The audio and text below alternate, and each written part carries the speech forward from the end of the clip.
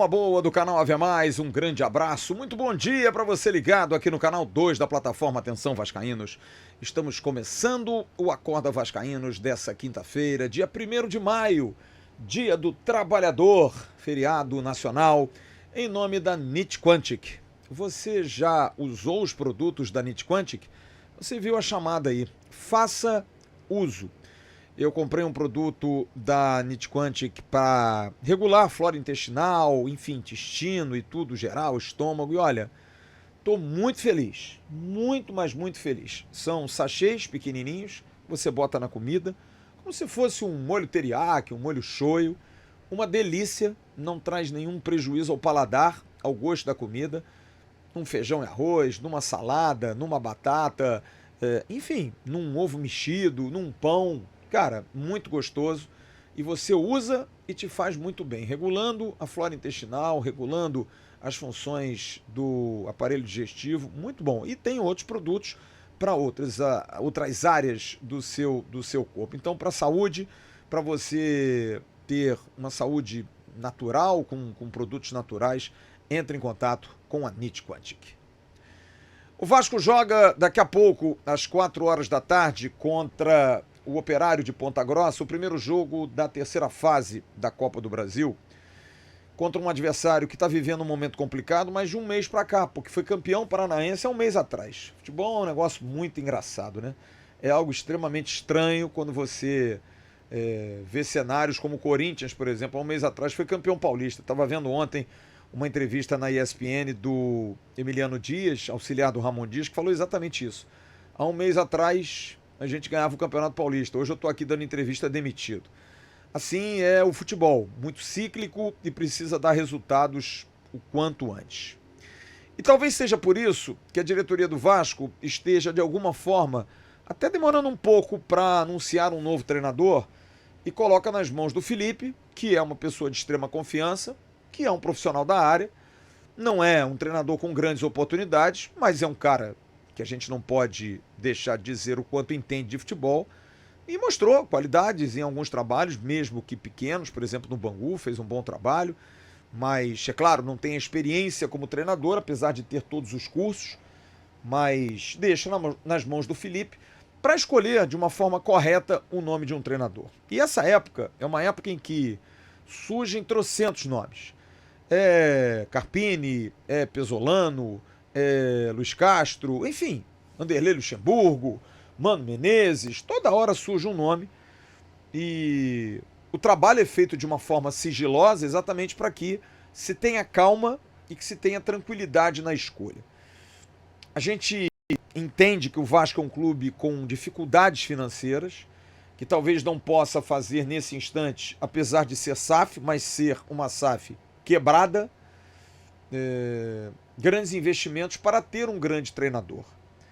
Mas eu tenho uma filosofia, e tenho repetido isso algumas vezes, e eu vi agora uma entrevista do Renato, até corroborando uma entrevista dada pelo Mano Menezes, e admito, até porque a gente faz muito nicho Vasco aqui, eu não acompanho às vezes muita informação de outros treinadores ou de outras... Eventualmente a gente pega alguma coisa. E ambos falaram uma coisa que eu tenho dito aqui há muito tempo, de que o futebol brasileiro, e eu expandiria para o futebol mundial, vive uma entre-safra muito grande. É um momento em que os grandes jogadores, os jogadores espetaculares, já não existem mais. Ontem eu estava vendo a semifinal da Champions League, o jogo de ida acontecendo em Barcelona, entre o Barcelona, campeão da Copa do Rei, ganhando em cima do Real Madrid no final de semana, e a Inter de Milão, que teve momentos muito bons ali nos anos 90, depois deu uma queda, em função da economia italiana, em função das dificuldades do próprio país. A Itália não é mais o centro nervoso do futebol, como era nos anos 80 e 90, com a contratação dos grandes jogadores que iam para lá, mas é um futebol competitivo, é um futebol de força, né? Um futebol de tática, de defesas bem montadas. E vi um jogo muito bom pelo espetáculo. Foi um 3-3, mas que você via nitidamente que faltavam detalhes. Tirando o menino Lamine Yamal, que é um extra série. E como um extra-série, mesmo com menos de 18 anos, 17 anos, ele é um garoto, é um menino. Faz a diferença no futebol. E esse jogador está cada dia mais raro. O Lamine Yamal botou a bola debaixo do braço ontem e conseguiu dar ao Barcelona uma sobrevida, porque o jogo foi 3-3. O Dumfries, lateral, atacante da Inter de Milão, jogou muito, fez 2 gols. Teve até um outro gol que foi anulado da Inter de Milão por conta de uma chuteira. Mas a presença de um craque faz a diferença. Mas está cada dia mais raro. Está cada dia mais difícil. E ao mesmo tempo, eu não sei nem quanto foi. Eu estava vendo Inter Miami com Busquets, Jordi Alba, uma filial do Barcelona, Messi e Suárez, tendo dificuldade de ganhar do Vancouver. Não sei nem quanto foi. Eu vi que estava 1-0, acabei não vendo. Mas tinham perdido no Canadá por 2-0 num jogo que vai classificar para um Mundial, enfim, alguma coisa assim. Então, você tem craques no ocaso, terminando, Cristiano Ronaldo já com quase 40 anos, também brigando aí por gols, para alcançar marcas, mas esses grandes fenômenos, cada dia se escasseando mais. E em função disso, o futebol se torna muito tática, muito obediência, sabe? Muito preparo físico, muita força. E como você não tem grandes jogadores, você precisa ter bons estrategistas. Você precisa ter bons treinadores que a cada dia se especializam mais, melhoram mais na sua formação, melhoram mais nos seus cursos, melhoram mais nos seus intercâmbios, porque deles se espera hoje a montagem de equipes com jogadores médios, como disseram Renato e Mano Menezes. É impossível? Não, claro que não é. Mas se você for ver o campeão brasileiro, o Botafogo, Gregoli e Marlon Freitas. São 2 jogadores que nem na seleção estão, mas eram os pilares do Botafogo, como volantes. O Gregoli faz o gol do título contra o São Paulo. E ao mesmo tempo é expulso no jogo da Libertadores. O Marlon Freitas é o capitão do Botafogo, jogador que veio do Atlético Goianiense, sabe, assim meio, vem cá para ajudar a compor. Então, o futebol tem dado a esses jogadores, e faz parte, a condição de serem protagonistas num ambiente medíocre, acho eu. E digo medíocre dentro da minha ótica, por conta de um patamar que eu tive, de um parâmetro que eu tive, de épocas atrás, em que você tinha todo ano um grande jogador eleito como o melhor jogador do mundo. A gente teve Cristiano Ronaldo e Messi durante anos e anos e anos e anos e anos revezando nesse título. E o que tem a ver isso com o Vasco? É porque o Vasco, dentro desse diapasão, precisa ter a escolha acertada do seu técnico, que é algo que a gestão Pedrinho não é a única privilegiada, porque o Vasco vem repetindo os erros, apesar das tentativas serem até razoáveis, dos mais diversos perfis, mas muito por conta da falta de um planejamento esportivo, da falta de um planejamento tático, da falta de um DNA que tem que ser respeitado. Você ter um plano, você ter uma forma de jogo, você ter uma diretriz a seguir, como faz o Barcelona.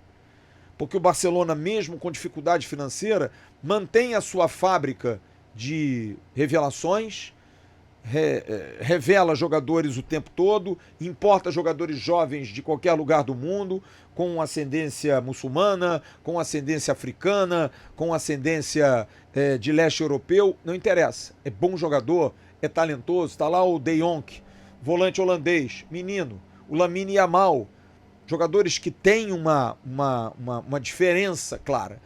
Então, você que não tem tanto dinheiro, você busca jogadores que possam te resolver dentro de uma esquematização tática. É trazer o jogador privilegiando o tático, privilegiando o plano de jogo, privilegiando a forma de atuar. E o Vasco não é diferente dos demais, tirando exceções aí como o Flamengo, que é um clube que, apesar de doer para nós, é um clube recheado de grandes jogadores, pelo menos no nível grande, porque a gente vê o Wesley, por exemplo, que é um excelente lateral, chega na seleção, que é também a cara do nosso futebol, e não joga tão bem. O Gerson, que é um jogador que arrebenta nos jogos de clube, vai para a seleção, é um normal. O Arrascaeta vai para a seleção do Uruguai e não é titular, porque lá já estão o Valverde, que joga no Real Madrid, e outros que brilham no futebol mundial, que estão acima do Arrascaeta, que é o 10 do Flamengo. Você tem o John Arias do Fluminense, que joga numa seleção da Colômbia, que não vai ser protagonista no próximo Mundial. E que privilegia o camisa 10, o Rames Rodrigues, que já está para lá, né?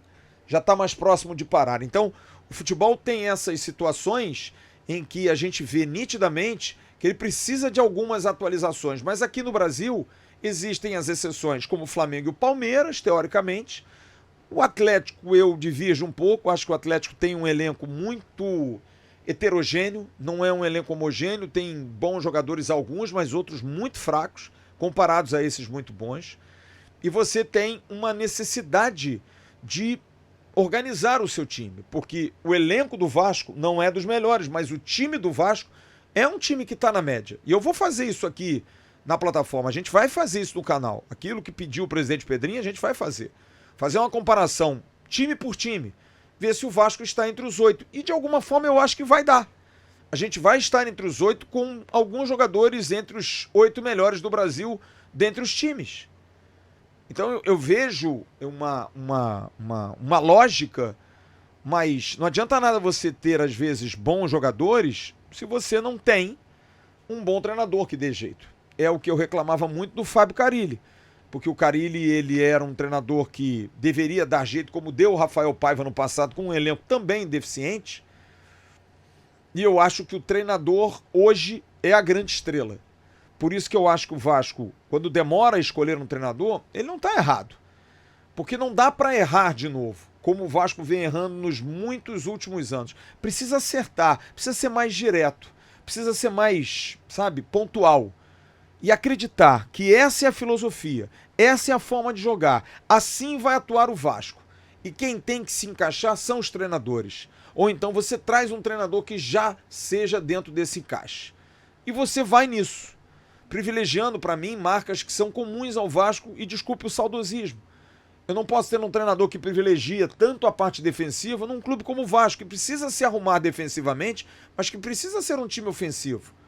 Porque Joel Santana era um grande estrategista na parte defensiva, montava times, mas os times do Joel, não depois de mais velho, mas o Joel no auge, eram times que faziam muitos gols. Antônio Lopes tinha uma filosofia militar até, policial que era, dava ao time disciplina, fazia Juninho, Ramon voltarem para marcar, mas era um time ofensivo, que tinha atacantes, laterais que saíam, o Felipe que saía para entrar um volante para fazer a cobertura dele como NASA. Enfim, você pode ter filosofias, mas jamais esquecer a forma de jogar de um clube, a forma que o torcedor está acostumado. Porque a geração mudou, mas o DNA permanece e eu vou lutar por esse DNA. Eu não posso ver o Vasco sem centroavante, eu não posso ver o Vasco fazendo poucos gols, eu não posso ver um Vasco reativo, eu não posso ver o Vasco que dá a bola para o adversário porque é melhor jogar assim. E torço muito que o treinador que venha, porque quem está no comando, Pedrinho principalmente, é um cara que jogou muito futebol e que entende do riscado. Eu não posso achar que o Pedrinho não entenda do riscado, apesar dele dizer que não se mete, mas ele tem que se meter, presidente. Você tem esse direito e eu falo isso porque falei isso a Roberto Dinamite. Roberto, quando era presidente do Vasco, chegou a reclamar, poxa, os caras fecharam uma contratação e não me perguntaram nada. E eu disse, você está errado. Porque além de presidente do clube, você é o maior jogador da história, você entende mais de bola do que todos aqui. Essa coisa de não se meter é muito bonitinho, porque passa uma impressão de que não, eu delego. Mas tem certas coisas que você não deve delegar, até porque, se der errado, você é o culpado. E eu falo por mim aqui, que tenho aqui um comando, tenho... É claro que tudo aqui é delegado e eu confio muito nos profissionais que estão aqui, são todos excelentes. Mas se dá uma cagada, cobram a mim. Se alguém dá uma notícia errada, se alguém dá uma notícia um pouco diferente, se alguém dá uma opinião mais contundente, o telefone que toca é o meu. Então eu acho que o presidente que entende não pode ser... como é que eu vou dizer? Ele não pode ser condescendente com isso porque ele confia. Não. Se o meu executivo contratou mal em 2 janelas, ou eu demito o executivo, ou no próximo eu vou sentar do lado dele. Por que você está contratando esse jogador? Assim se gere uma empresa. Então eu confio muito que agora, com 1 ano no comando, Pedrinho tenha aprendido com os erros que cometeu e admitiu no jogo contra o Cruzeiro que cometeu ao demitir o Carille, mas que ele possa acertar no treinador. E que tenha paciência. O Vasco vai ter uma sequência braba aí de 10 jogos em 30 dias, não haverá tempo para treinar. Claro, a gente não pode bobear. Mas eu confio que o Felipe faça um bom trabalho, que a gente consiga ter um time legal e que a gente possa trazer alguém que, como no caso do Fernando Diniz, tem o respaldo da diretoria, que é muito importante. Diniz foi sacaneado no Cruzeiro, Diniz foi sacaneado na seleção. Ele também sabe o como é importante ter alguém do lado dele na diretoria. Alguém que goste e confie do trabalho dele. Mas o Vasco precisa dar ao Diniz um time competitivo, melhores jogadores na janela, uma melhor estrutura, uma certeza de venda de SAF, uma estrutura financeira, mesmo o clube em recuperação judicial. É o básico, é uma troca de favores. Eu te dou uma estrutura, eu te dou uma condição de trabalho e você me dá o seu conhecimento e o seu trabalho. O Vasco tem feito as coisas muito diferentes, muito no vamos lá. Por isso que eu não estou com tanta pressa. Que se escolha o melhor. E que o melhor seja, se for o Fernando Diniz, vamos apoiá-lo. Não é o treinador dos meus sonhos. Espero que o Fernando Diniz tenha amadurecido, se ele for o treinador, para entender que o conceito único dele de bola precisa ser reciclado. E eu acho que ele entendeu isso. Porque ele sofreu com isso no Cruzeiro e sofreu com isso na seleção. A pessoa também amadurece. Não burrifica para tentar repetir e bater na mesma tecla sendo um teimoso. Então, vou torcer muito e que dê muito certo. Mas que todos estejam comungando do mesmo pensamento. Porque não dá mais para a gente errar. Não dá mais. O Vasco tem que voltar a ter o seu DNA e não dá mais para cometer erros por conta apenas do o que falam por aí. Não dá para ser sem querer querendo. Tem que ser por querer. Daqui a pouco tem um Bom Dia Gigante com Emerson Rocha ao vivo com Jean Faísca, direto de Ponta Grossa. E eu volto no Atenção Vascaínos. Hoje é cedo, em 2h30 da tarde, o abre do nosso pré-jogo para Vasco e Operário de Ponta Grossa, a partir de 4 da tarde, direto do Germano Krieger, Diego Monteiro e Jean Faísca na transmissão. Grande abraço a todos, fiquem bem, a gente se vê logo mais. Tchau, em nome da Nit Quantic, estamos encerrando o Acorda Vascaínos. Tchau.